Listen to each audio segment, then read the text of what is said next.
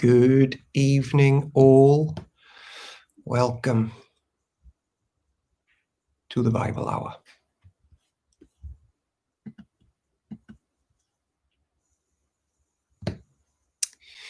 It is day 58, brought to you by Park End Church, Cardiff,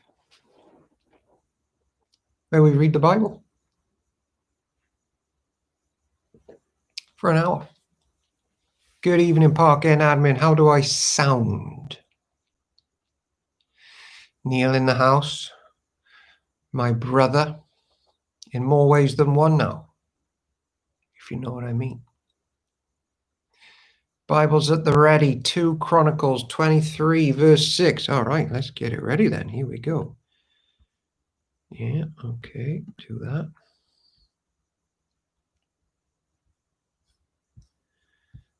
All right, do that there like that. Put that there like that. And now use my new Spectacle app to put YouTube on the left. There you go down there.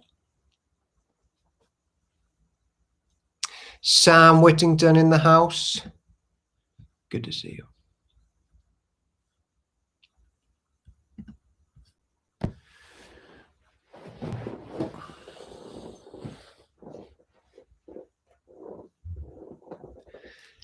Let's just check something. How many chapters are?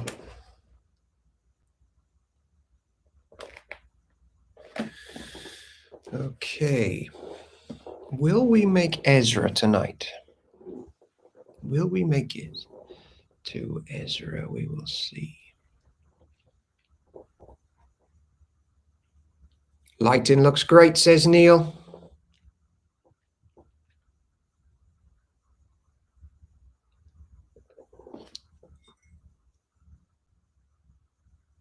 Nearly 9.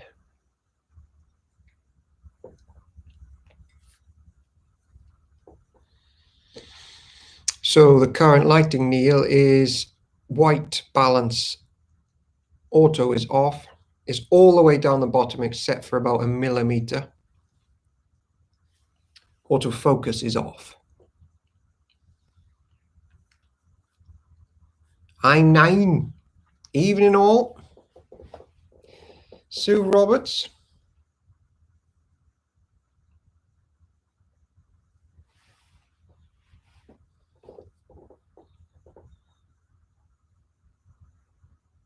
Apparently, rain is due on Wednesday in the UK.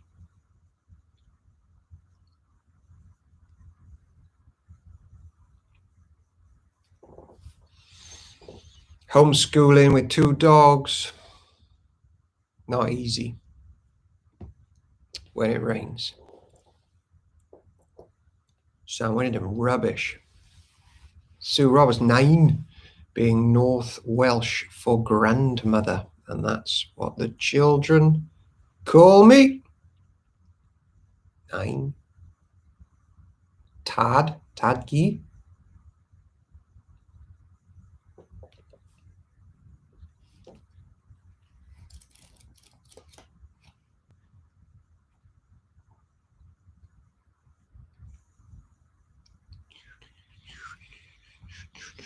In 4 minutes' time, we will be kicking off with 2 Chronicles chapter 23. Tied, that's it. And it's just going over again 1 and 2 Kings. Yeah, I will, Neil, you're right. I hope you're right there, Sue Roberts. I hope you're right.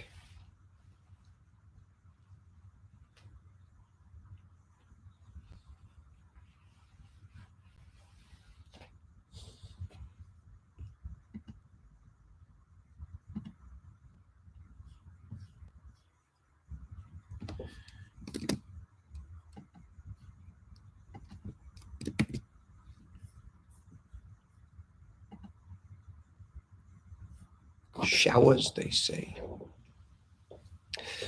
Might make my hay fever better. I feel your pain, Sam Whittington. In the last 5 years of my life, I've started to get bad hay fever. a couple of times a year, and it feels like flu, actual flu. It is grim. So I've actually started, I went to the doctors and they gave me this spray to go up my nose. So every single morning,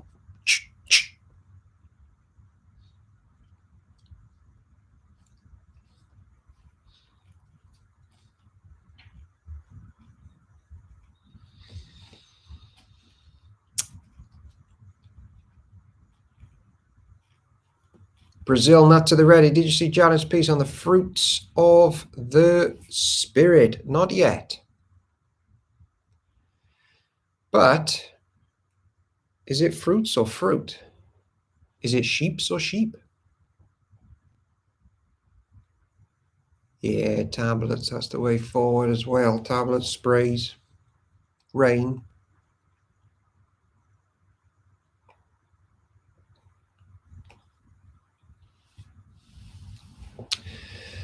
We're plowing through 2 Chronicles, which is an extension of 1 and 2 Kings, but does give the other side of the story sometimes, perhaps fleshes out a bit, focuses on a different angle. Nick and Sue in the house. Good to see you.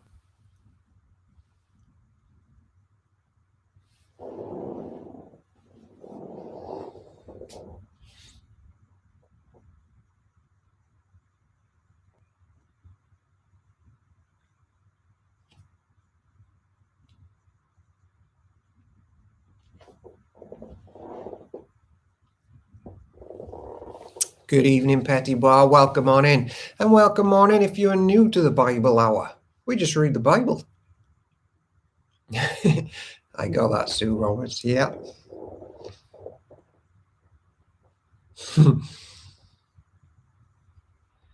Harry Webb in the house. Yeesh kebabs. Is this the Harry who is the esteemed child of Andy and Glynis Webb? Chris Williams in the house. No, wait, aren't they called Sam? Oh, yeah, and Harry. Yeah, it is. Welcome on in to the Bible Hour. Chris Williams, no doubt, Cara, no doubt. Oh, I see what's going on here.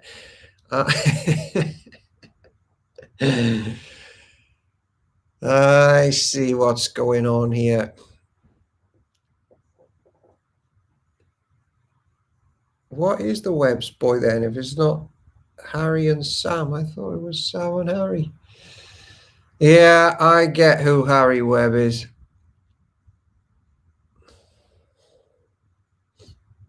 I have bingo. Sam and Jack, not Harry, Jack. One day, something won't be lost on me. Welcome, Harry. We welcome everybody into the Bible Hour, even you. You are welcome. I respect you. I respect you as a musician. Glynis Webb, Jack. Yeah, all right. I got confused. I was thrown. Maybe a Webb features in this week's Park End Church crossword. And just on that, I'm pretty sure that there is an error in a clue or an error in an answer of a clue. But on Saturday, when I release the answers, I'm also going to explain why I don't think I'm fully to blame for the error. Because let's just say one of my research areas led me to someone or something that gave the impression that they knew what they were talking about, and it might have turned out that they or it does not.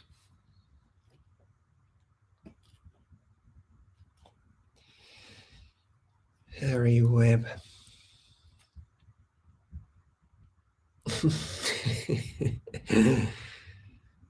Yeah. All right.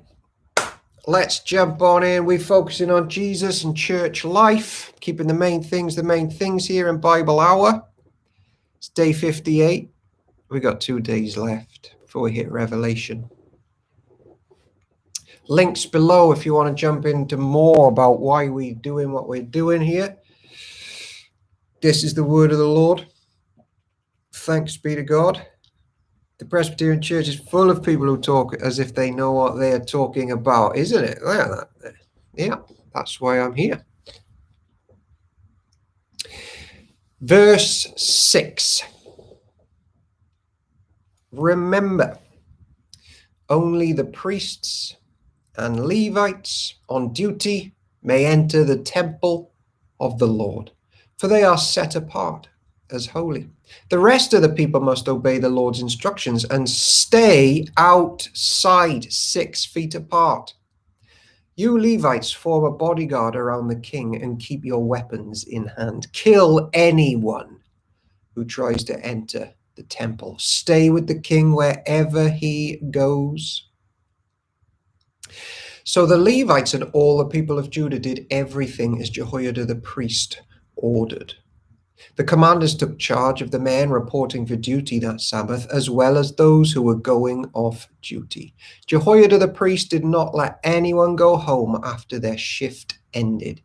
Then Jehoiada supplied the commanders with the spears and the large and small shields that had belonged to King David and were stored in the temple of God. I think the weapons cupboard in Park End is just behind the back door on the left, isn't it? The big and small shields. He stationed all the people around the king with their weapons ready. They formed a line from the south side of the temple, around the north side, and around the altar. Then Jehoiada and his sons brought out Joash, the king's son, placed the crown on his head, and presented him with a copy of God's laws. That's Moses. They anointed him and proclaimed him king, and everyone shouted, "Long live the king." When Athaliah heard the noise of the people running and the shouts of praise to the king, she hurried to the Lord's temple to see what was happening. When she arrived, she saw the newly crowned king standing in his place of authority by the pillar at the temple entrance. The commanders and trumpeters were surrounding him, and people from all over the land were rejoicing and blowing trumpets. Singers with musical instruments were leading the people in a great celebration. When Athaliah saw this, she tore her clothes in despair and shouted, "Treason! Treason!" Then Jehoiada the priest ordered the commanders who were in charge of the troops, "Take her to the soldiers in front of the temple and kill anyone who tries to rescue her." For the priest had said she must not be killed in the temple of the Lord. So they seized her and led her around to the entrance of the horse gate on the palace grounds, and they killed her there. Welcome to the chat, North Star. I mean, she is dead against the lineage of Jesus and that the Savior of the world's going to come. She wants to install false gods and get rid of any hope that someone will reign in the Lord's temple forever. She got to go. Time's up. Then Jehoiada made a covenant between himself and the king and the people that they would be the Lord's people. And all the people went over to the temple of Baal and tore it down. They demolished the altars and smashed the idols, and they killed Matan, the priest of Baal, in front of the altars. Jehoiada now put the priests and the Levites in charge of the temple of the Lord, following all the directions given by David. He also commanded them to present burnt offerings to the Lord as prescribed by the law of Moses, and to sing and rejoice as David had instructed. He also stationed gatekeepers at the gates of the Lord's temple to keep out those who, for any reason, were ceremonially unclean. Then the commanders, nobles, rulers, and all the people of the land escorted the king from the temple of the Lord. They went through the upper gate and into the palace, and they seated the king on the royal throne. So all the people of the land rejoiced, and the city was peaceful because Athaliah had been killed.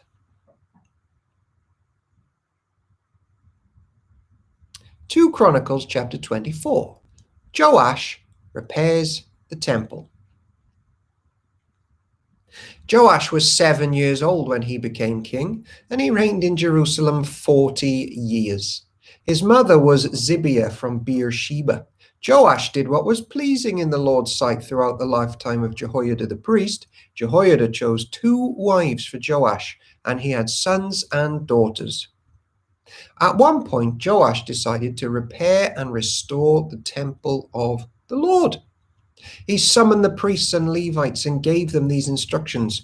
Go to all the towns of Judah and collect the required annual offerings so that we can repair the temple of your God. Do not delay. But the Levites did not act immediately. So the king called for Jehoiada the high priest and asked him, why haven't you demanded that the Levites go out and collect the temple taxes from the towns of Judah and from Jerusalem? Moses, the servant of the Lord, levied this tax on the community of Israel in order to maintain the tabernacle of the covenant. Church members, church cannot function without giving church members.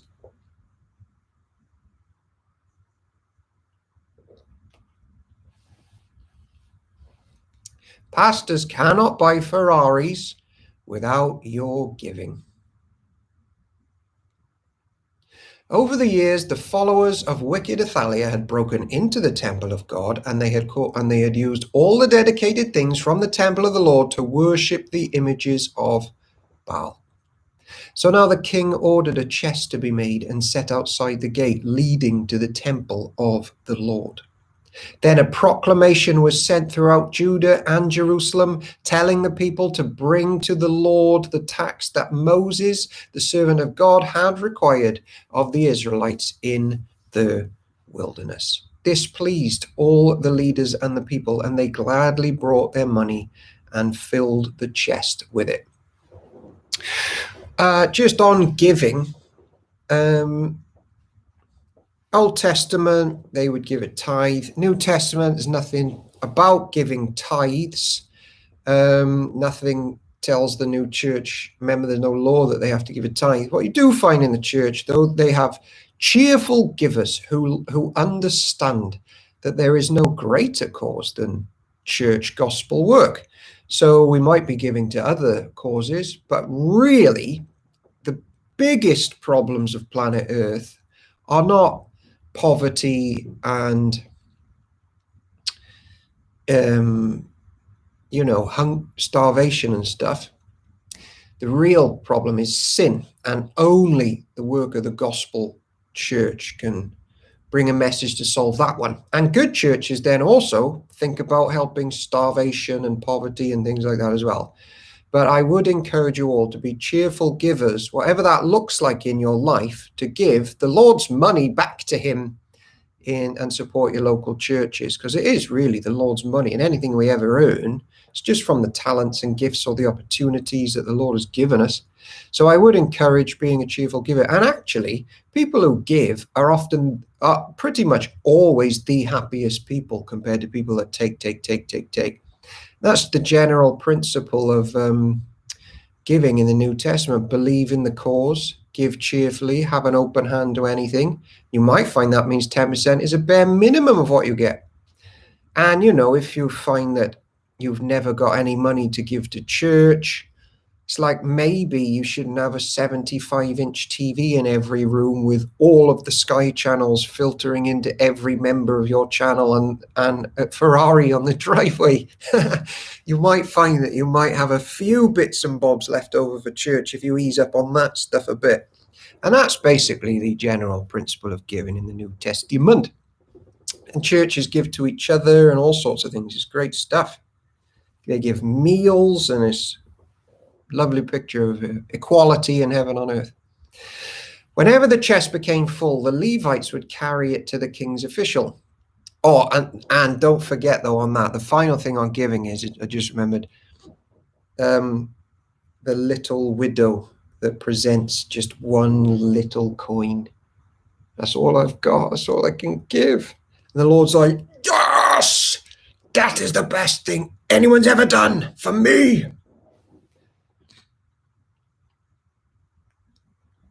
Whenever the chest became full, the Levites would carry it to the king's officials. Then the court secretary and an officer of the high priest would come and empty the chest and take it back to the temple again. This went on day after day, and a large amount of money was collected. The king of Jehoiada gave the money to the construction supervisors, who hired masons and carpenters to restore the temple of the Lord. They also hired metal workers who made articles of iron and bronze for the Lord's temple. There are more than one way to give to the church. The men in charge of the renovation worked hard and made steady progress. They restored the temple of God according to its original design and strengthened it.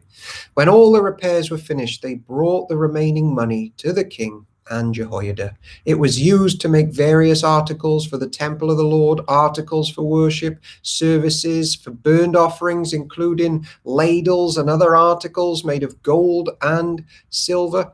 And the burnt offerings were sacrificed continually in the temple of the Lord during the lifetime of Jehoiada the priest. Jehoiada lived to a very old age, finally dying at 130. He was buried among the kings in the city of David because he had done so much good in Israel for God and his temple. Well done, Jehoiada. He ran a good race, other than maybe the polygamy bit with Joash. But after Jehoiada's death, the leaders of Judah came and bowed before King Joash and persuaded him to listen to their advice. They decided to abandon the temple of the Lord, the God of their ancestors, and they worshipped Asherah poles and idols instead. Because of this sin, divine anger fell on Judah and Jerusalem. Yet the Lord sent prophets to bring them back to him. The prophets warned them, but still the people would not listen. Asherah pole, I'm pretty sure Ashtaroth was the false god. Sometimes he's called Asherah in versions, or Ashtoreth, but most likely Asherah was the image of Ashtaroth, like the image that you would see. So they would carve little Asherahs and little Asherah poles, which went hand in hand with what Ashtoreth was all about. Sounds familiar? Round in a circle and a spiral like a wheel within a wheel. Yeah. Is that a Harry Webb lyric? But it's spot on if it is. It keeps going, isn't it? Keeps going. In the New Testament churches, sheesh, they're like cheating on each other, suing each other, committing incest. It's incredible that Jesus bothers with this bride. Harry Webb, not my song. Oh, man.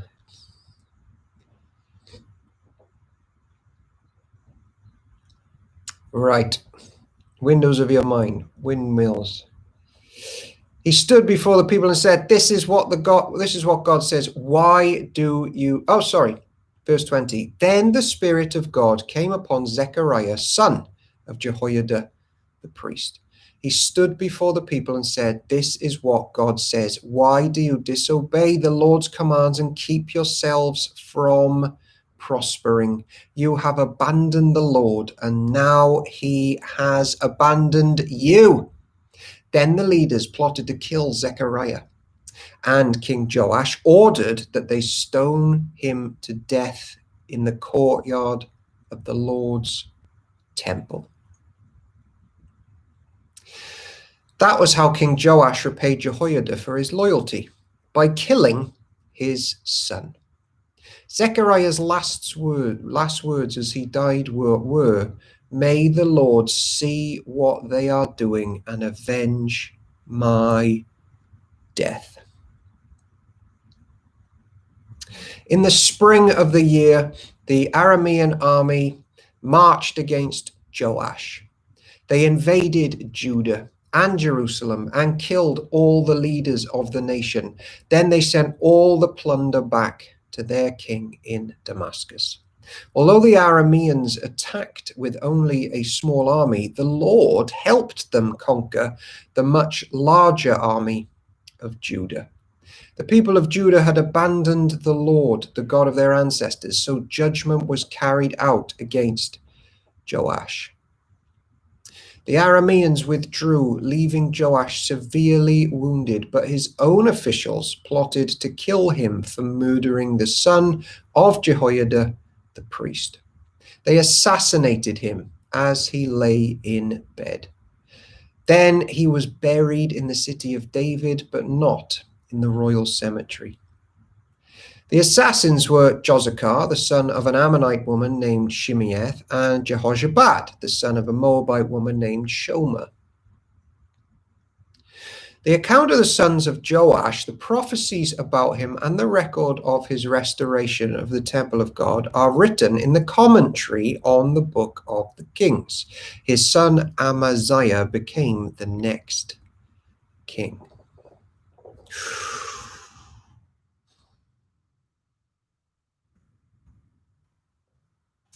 Bit harsh to say Joash may have been one of those people that acts a certain way around certain people. He's around the godly priest, so he's godly. Priest goes, and then he just turns ever so quickly to nothing, and then attacks godly people. It can happen. We must watch and pray lest we fall into temptation, for the spirit is willing, but the flesh is weak. 2 Chronicles chapter 25, Amaziah rules in Judah. Amaziah was 25 years old when he became king, and he reigned in Jerusalem 29 years. His mother, Jehoadin, was from Jerusalem. Amaziah did what was pleasing in the Lord's sight, but not wholeheartedly. When Amaziah was well established as king, he executed the officials who had assassinated his father. However, he did not kill the children of the assassins, for he obeyed the command of the Lord as was written by Moses in the book of the law. Parents must not be put to death for the sins of their children, nor children for the sins of their parents. Those deserving to die must be put to death for their own crimes. Then Amaziah organized the army, assigning generals and captains for all Judah and Benjamin. He took a census and found that he had an army of 300,000 select troops, 20 years old and older, all trained in the use of spear and shield. He also paid about 7,500 pounds of silver to hire 100,000 experienced fighting men from Israel. But a man of God came to him and said, "Your Majesty, do not hire troops from Israel, for the Lord is not with Israel. He will not help those people of Ephraim. If you let them go with your troops into battle, you will be defeated by the enemy, no matter how well you fight. God will overthrow you, for he has the power to help you or to trip you up." Amaziah asked the man of God, "But what about all the silver I paid to hire the army of Israel?" The man of God replied, "The Lord is able to give you much more than this." So Amaziah discharged the hired troops and sent them back to Ephraim. This made them very angry with Judah, and they returned home in a great rage. That's the faith of that widow again, isn't it? This is all I have, a mite, I think some versions call it. It's like the Lord is capable of giving you much more than this, and your reward is coming soon.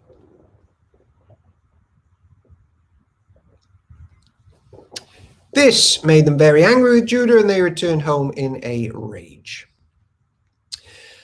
Then Amaziah summoned his courage and led his army to the valley of Salt, where they killed 10,000 Edomite troops from Seir. They captured another 10,000 and took them to the top of a cliff and threw them off, dashing them to the pieces on the rocks below. Meanwhile, the hired troops that Amaziah had sent home raided several of the towns of Judah between Samaria and Beth Horon. They killed 3,000 people and carried off great quantities of plunder. When King Amaziah returned from slaughtering the Edomites, he brought with him idols taken from the people of Seir. He set them up as his own gods, bowed down in front of them, and offered sacrifices to them. This made the Lord very angry, and he sent a prophet to ask, "Why do you turn to gods who could not even save their own people from you?" But the king interrupted him and said, "Since when have I made you the king's counselor? Be quiet now before I have you killed."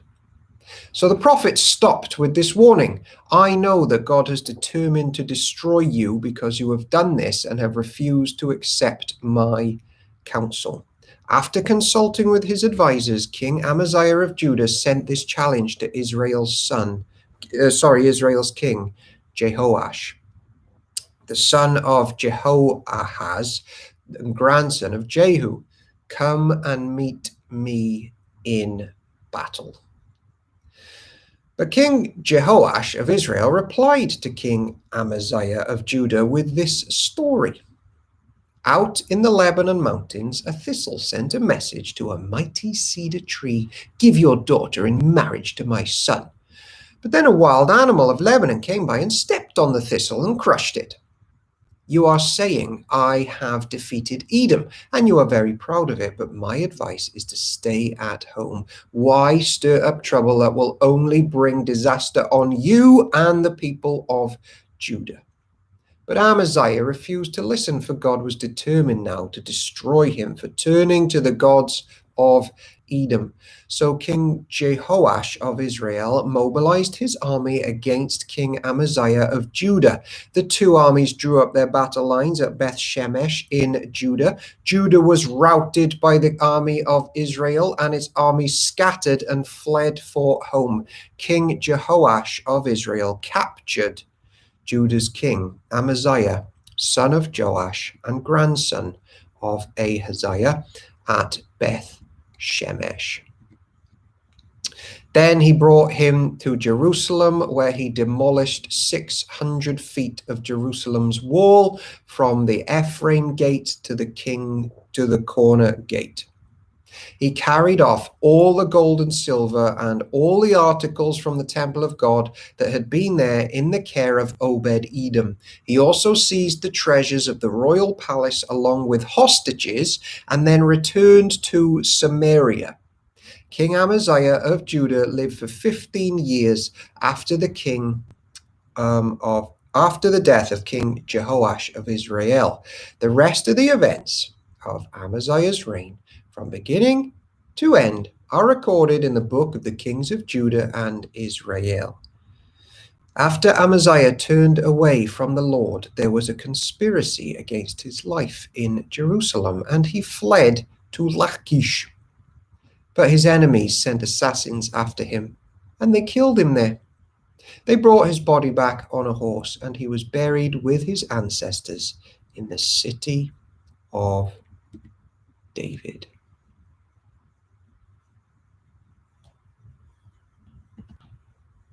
Big stuff.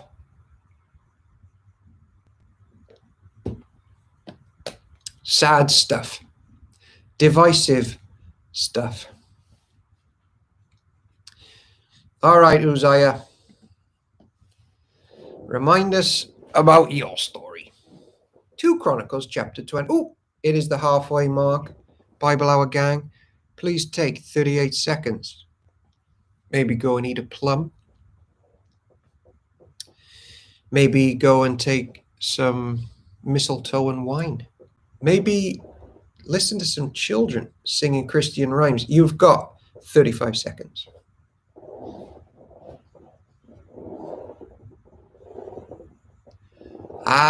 Chris Henry.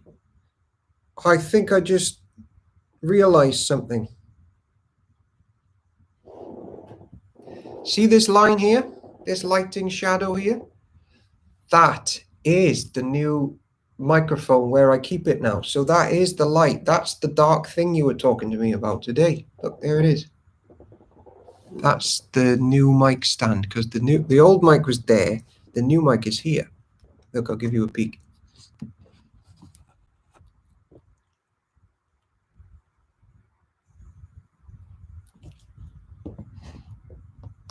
Harry Webb, I can stream any song on Wired for Sound.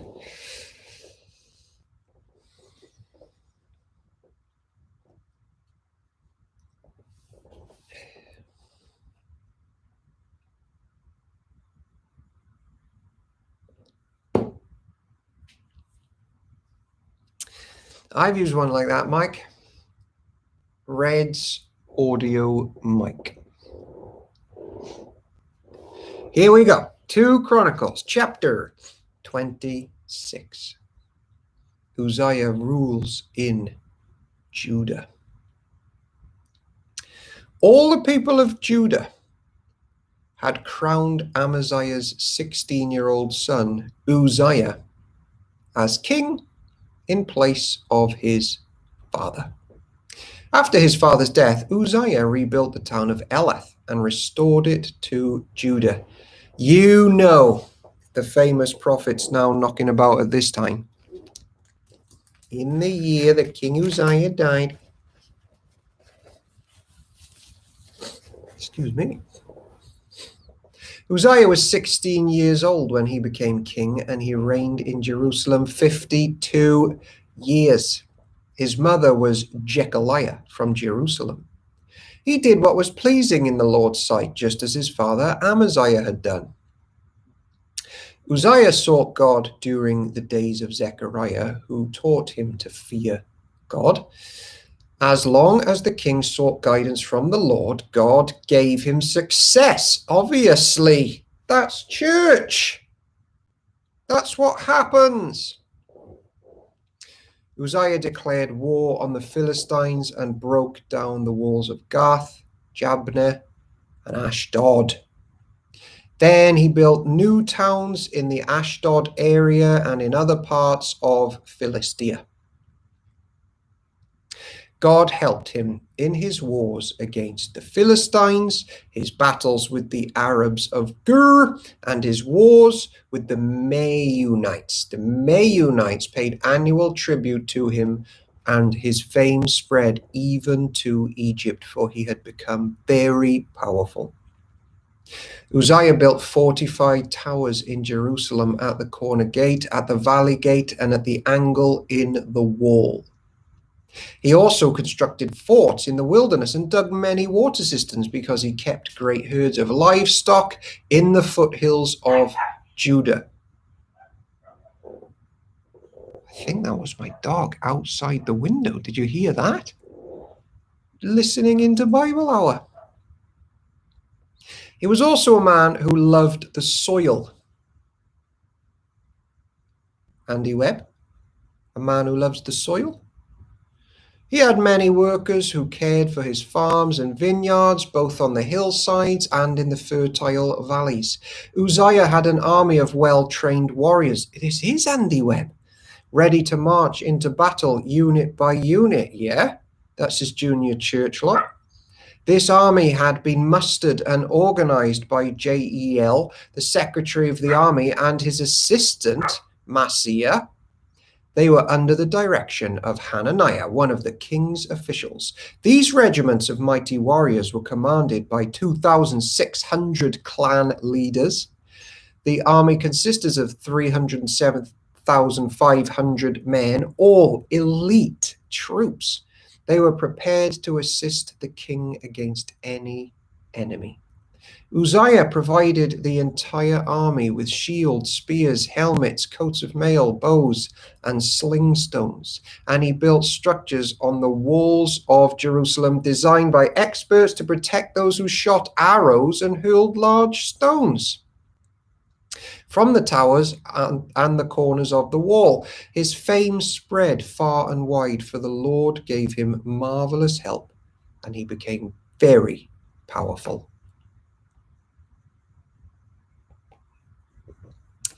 But when he had become powerful, he also became proud, which led to his downfall. We don't want that to happen to Andy Webb or any of the leaders at Park End. He sinned against the Lord his God by entering the sanctuary of the Lord's temple and personally burned the incense on the incense altar. Azariah the high priest went in after him with 80 other priests of the Lord, all brave men. They confronted King Uzziah and said, "It is not for you, Uzziah, to burn incense to the Lord. This is the work of the priests alone, the descendants of Aaron, who are set apart for this work. Get out of the sanctuary, for you have sinned. The Lord God will not honor you for this." Don't forget, Bible Hour, that the incense was the prayers of the people. That's in the Mosaic Law. It's also in Revelation, and all the way through the Bible, we offer up prayers of incense, and it literally just infuses and smokes around the throne of the Trinitarian God. That's where the prayers of the saints go. But who offers? All the way through the Bible, it says this: who offers the prayers of church to the Father? It's Jesus sat on the right-hand side of him. The priest is offering our prayers to the Lord each time we pray. And here, any old non-priest thinks that he can take that job on and become a picture of that. It's not going to work. Uzziah, who was holding an incense burner, became furious, but he was standing there raging at the priests before the incense altar in the Lord's temple. Leprosy suddenly broke out on his forehead. When Azariah the high priest and all the other priests saw the leprosy, they rushed him out. And the king himself was eager to get out because the Lord had struck him. So King Uzziah had leprosy until the day he died. He lived in isolation, in a separate house, for he was excluded from the temple of the Lord. His son Jotham was put in charge of the royal palace, and he governed the people of the land. The rest of the events of Uzziah's reign from beginning to end are recorded by the prophet Isaiah, son of Amos. When Uzziah died, he was buried with his ancestors. His grave was in a nearby burial field belonging to the kings, for the people said he had leprosy, and his son Jotham became the next king.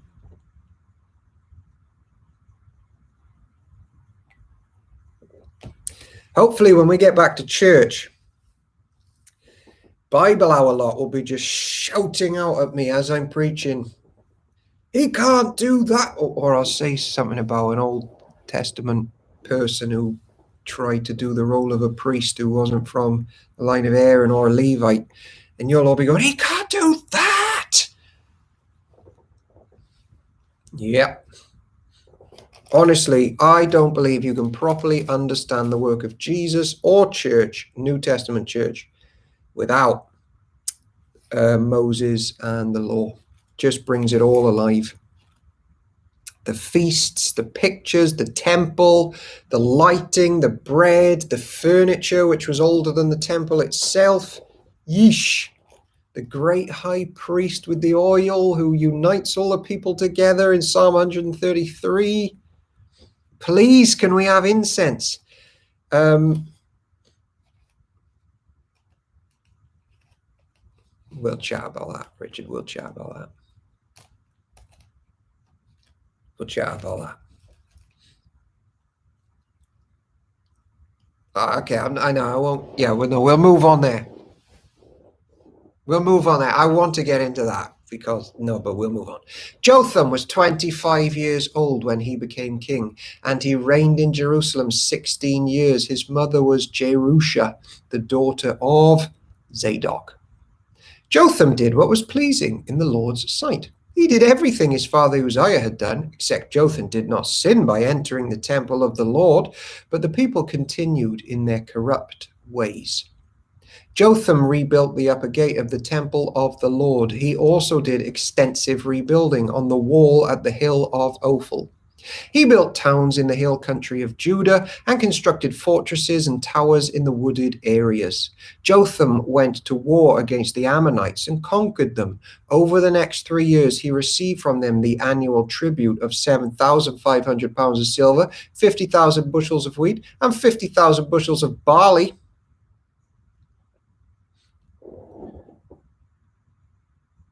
Yes, it truly does. Beware, Harry. No, I'm lost again. King Jotham became powerful because he was careful to live in obedience to the Lord his God. Oh, yes, it truly does. The Old Testament thing, yeah, isn't it? Jotham became powerful because he was careful to live in obedience to the Lord his God. The rest of the events of Jotham's reign, including all his wars and other activities, are recorded in the book of the kings of Israel and Judah. He was 25 years old when he became king, and he reigned in Jerusalem 16 years. When Jotham died, he was buried in the city of David, and his son Ahaz became the next king. 2 Chronicles chapter 28. Ahaz, not to be confused with Ahab.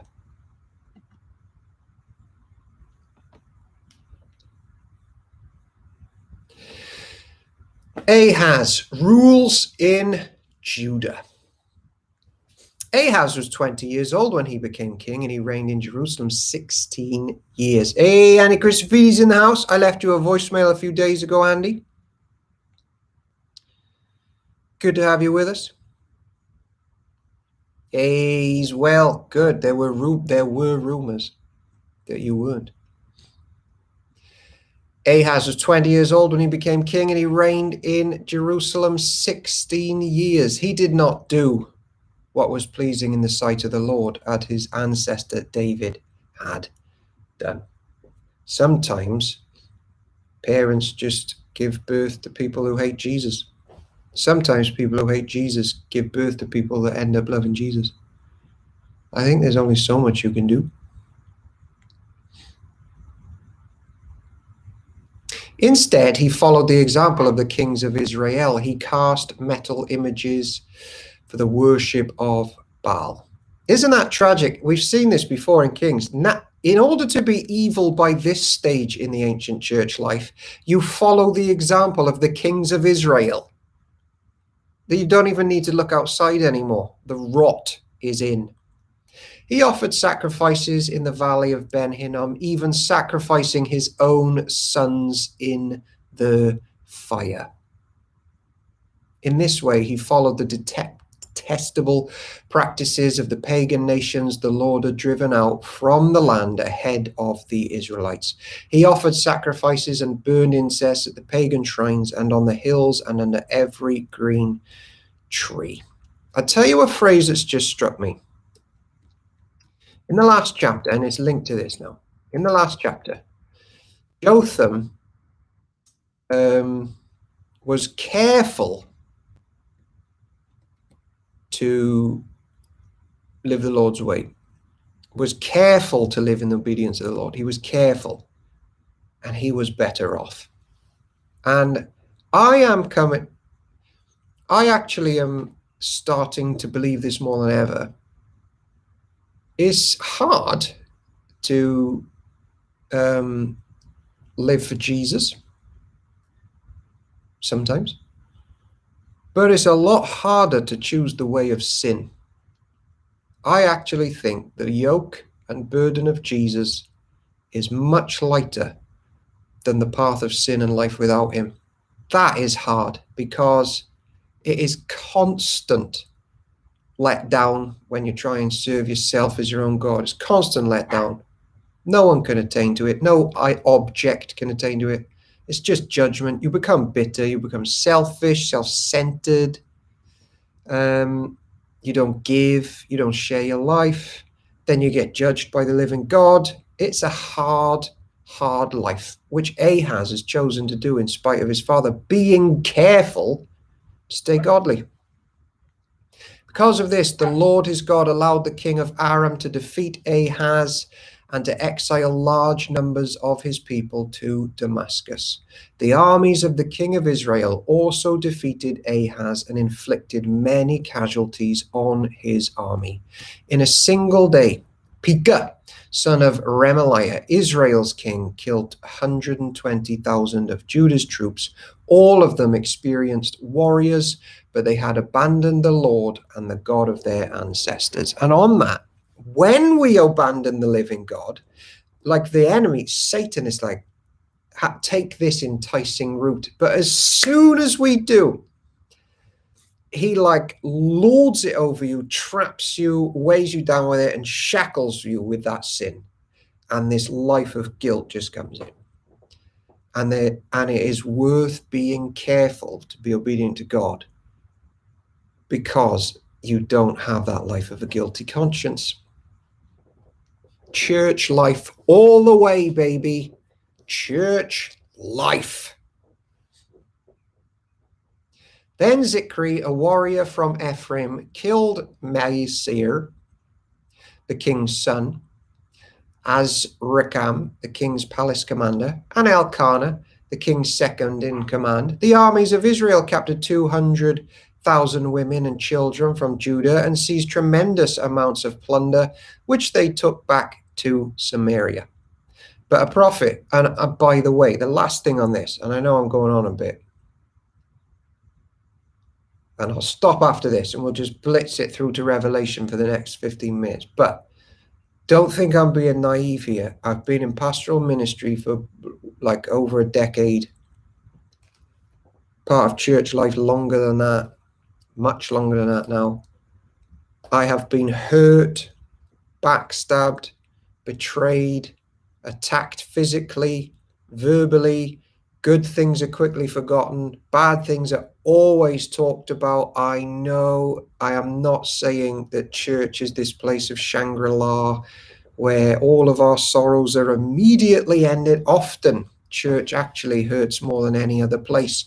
But I tell you, with the authority of the word of the Lord, there is nothing better. Even with that stuff, there comes life and a new vision of Jesus and an appreciation for his people.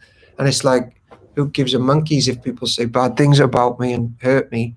I don't deserve friends anyway. And if anybody knew what I was really like, literally no one would ever talk to me, and they'd be right. It's all that stuff. Get involved with church. All right, I'll shut up now. I'll shut up. I think we're at verse 9. But a prophet of the Lord named Obed was there in Samaria when the army of Israel returned home. Sue Roberts, that's why I'm still hanging around. Good. I'm glad you are, Sue Roberts. He went out to meet them and said, the Lord, the God of your ancestors, was angry with Judah and let you defeat them. But you have gone too far, killing them without mercy, and all heaven is disturbed. And now you are planning to make slaves of these people from Judah and Jerusalem. What about your own sin against your Lord? Listen to me and return these prisoners you have taken, for they are your own relatives. If I hadn't exceeded my daily quota of ranting, you lot just think about heaven being disturbed by the mistreatment of church. Watch out, because now the Lord's fierce anger has been turned against you. Then some of the leaders of Israel, Azariah son of Jehohanan, Berechiah son of Meshillemoth, Jehezekiah son of Shallum, and Amasa son of Hadlai, agreed with this and confronted the men returning from battle. "You must not bring the prisoners here," they declared. "We cannot afford to add to our sins and guilt. Our guilt is already great, and the Lord's fierce anger is already turned against Israel." Parkenan with more ranting, please. So the warriors released the prisoners and handed over the plunder in the sight of the leaders and all the people. Then the 4 men just mentioned by name came forward and distributed clothes from the plunder to the prisoners who were naked. There's the first food bank. Oh, no, wait, that's just food. No, it's not. That is the first food bank. They provided clothing and sandals to wear and gave them enough food and drink and dressed their wounds in olive oil. They put those who were weak on donkeys and took all the prisoners back to their own people in Jericho, the city of palms. Then they returned to Samaria.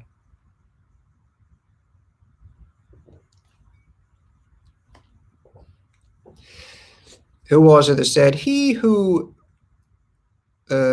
resigns to find the perfect church resigns to find no church at all"?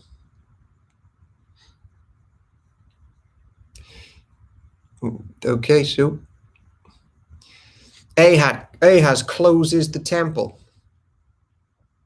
I got it, Sue. I got it. I'm with you. At that time, King Ahaz of Judah asked the king of Assyria for help.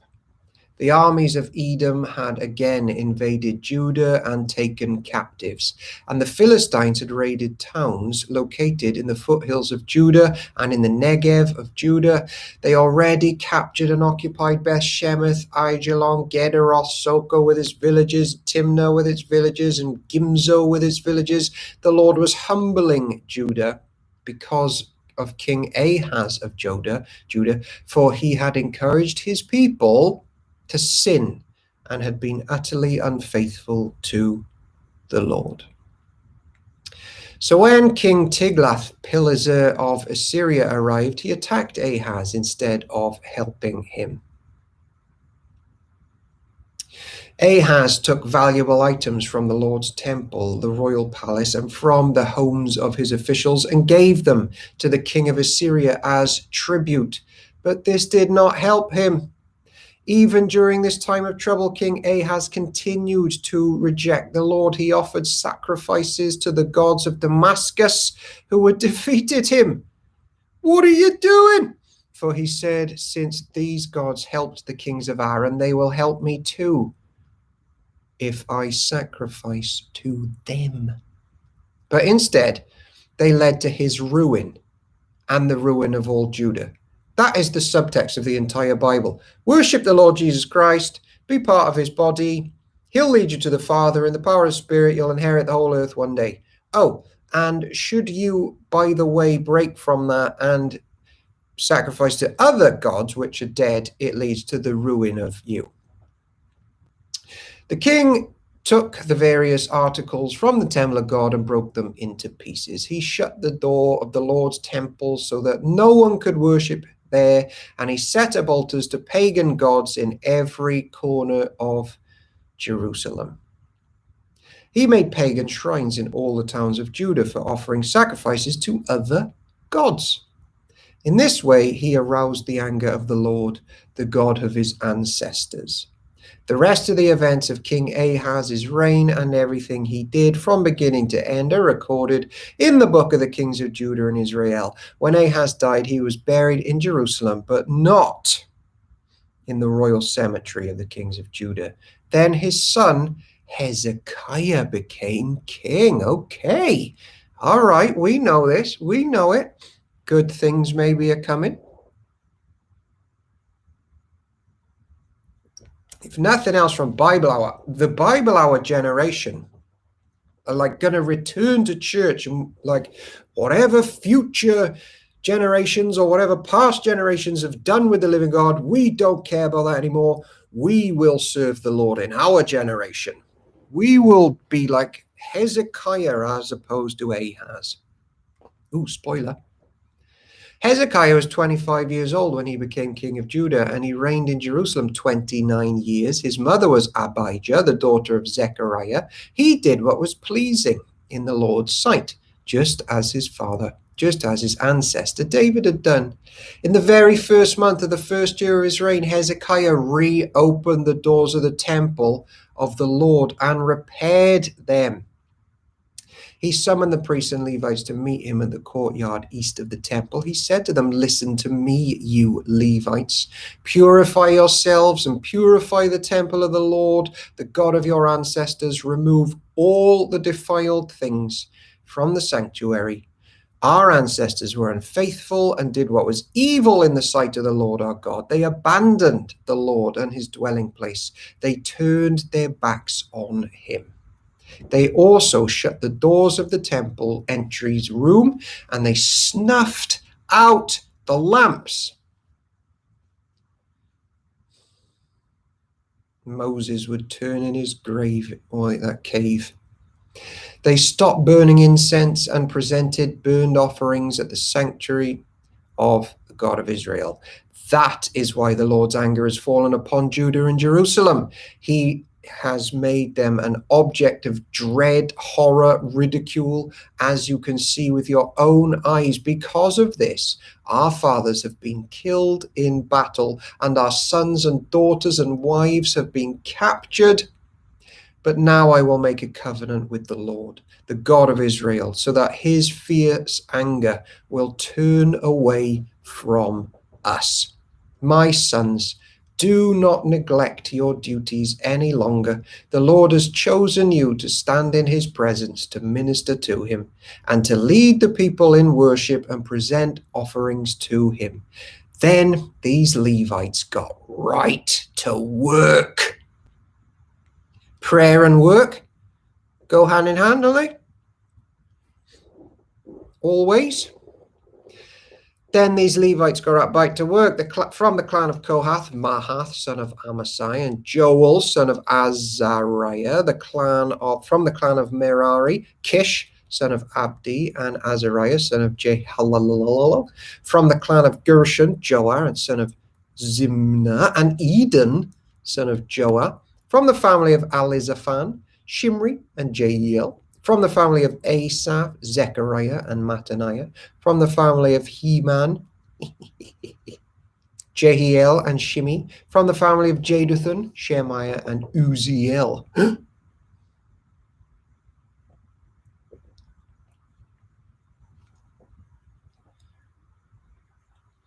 These men called together their fellow Levites, and they purified themselves.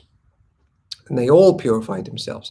Then they began to cleanse the temple of the Lord, just as the king commanded. They were careful to follow all the Lord's instructions in their work. The priests went into the sanctuary of the temple of the Lord to cleanse it, and they took out to the temple courtyard all the defiled things that they found. Get out! Sweep the house.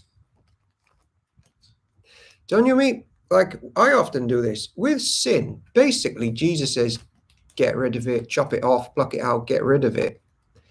And I think I said this in the addiction to pornography talk, which is on our website and on YouTube. You meet lots of people who, in this particular sin, who try to manage it rather than ruthlessly chuck it out.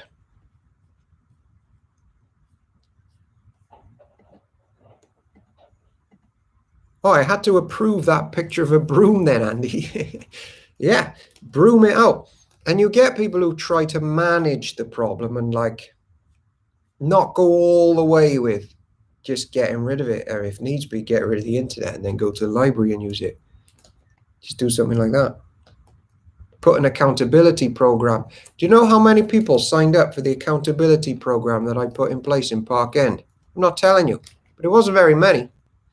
So either people have mastered this or and do not fall to this sin, and we're not in that category in this particular sin, which is possible because of the age profile of Park End.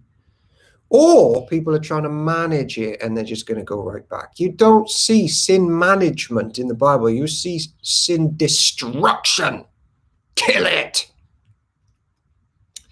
And they took it out to the temple courtyard and defiled things that they found. From there, the Levites carted it all out to the Kidron Valley. They began the work in early spring on the first day of the new year, and in 8 days they had reached the entry room of the Lord's temple. Then they purified the temple of the Lord itself, which took another 8 days. 8 in the Bible. New creation, restoration. We find that all over the place. We'll get into that in Ezra. So the entire task was completed in 16 days. Then the Levites went to King Hezekiah and gave him this report: we have cleansed the temple of the Lord. Honestly, I've never considered pornography. It just hadn't changed my mind. God, that's good. And lots of people don't. But statistically, lots of people are. That's why I use that particular sin. But it's the same with all sins across the board.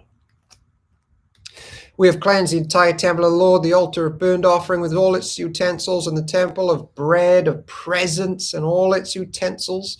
We have also recovered all of the items discarded by King Ahaz, as he was an unfaithful man and closed the temple. They are now in front of the altar of the Lord, purified and ready to use. Early the next morning, King Hezekiah gathered the city officials and went to the temple of the Lord. They brought 7 bulls, 7 rams, 7 male lambs as a burnt offering, together with 7 male goats as a sin offering for the kingdom, for the temple, and for Judah. The king commanded the priests, who were descendants of Aaron, to sacrifice the animals on the altar of the Lord. So they killed the bulls, and the priests took the blood and sprinkled it on the altar. Next, they killed the rams and sprinkled their blood on the altar. And finally, they did the same with the male lambs. This is just Jesus' death cleansing everything. Do it. Let the blood cleanseth the most rotten sinner. The male goats for the sin offering were then brought before the king and the assembly of the people, who laid their hands on them. The priests then killed the goats as a sin offering and sprinkled their blood on the altar to make atonement for the sins of all of Israel. It's the church that's being revived here. Forget the pagan nations, the church. The king has specifically commanded that this burnt offering and sin offering should be made for all Israel. King Hezekiah then stationed the Levites at the temple of the Lord with cymbals, lyres, and harps. He obeyed all the commands that the Lord had given to King David through Gad, the king's seer, and the prophet Nathan.